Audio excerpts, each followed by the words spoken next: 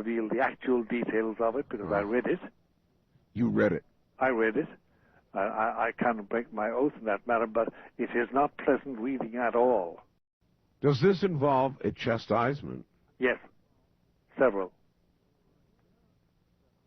All right. Remember, I had the dubious privilege of reading the text of the third secret of Fatima, which I must guard by oath from repeating, but it isn't pleasant. I have a whole stack of faxes here asking me to ask you about that, and you obviously cannot speak of that. Not factually, not word for word. I can't. I took a note. But it seems pleasant. The less you know about it, the better.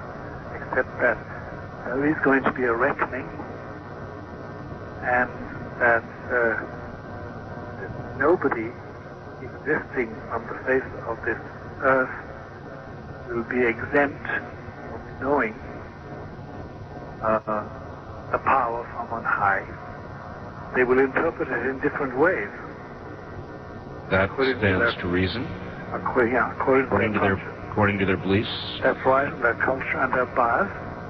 And there will be people who are faced with the certainty that there is a greater power above our heads will say. They will deny it. They'll reject it. The scientists, for example, will find a scientific explanation for it. Well, they will. Remember the famous so-called Aurora Borealis in 1938?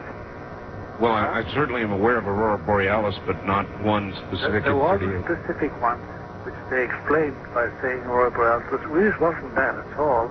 They all agreed it wasn't Aurora Borealis. The only one who put his finger on it was Adolf Hitler. And he said what? Well, he was in Berchtesgaden at the Wolf's Lair. That was his famous place when he for weekends with his cabinet. And Speer, Albert Speer, who was a member of his cabinet, his architect, tells us in his second book that night they all stood on the esplanade of his villa in the Bavarian mountains, looking out to the east and seeing these extraordinary sights of light. And Hitler said, "Yeah, nun, now we have to shed blood.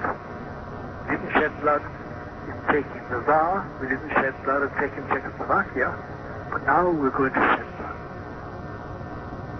So he took that as a sign. Oh, he took it, and it was a sign. The Virgin who told the children in Fatima in 1917 about this sign, she told them it would take place just before the Great World War.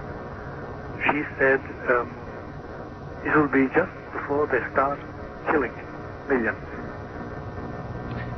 Can you tell us in a way that we can read between the lines with regard to the third prophecy?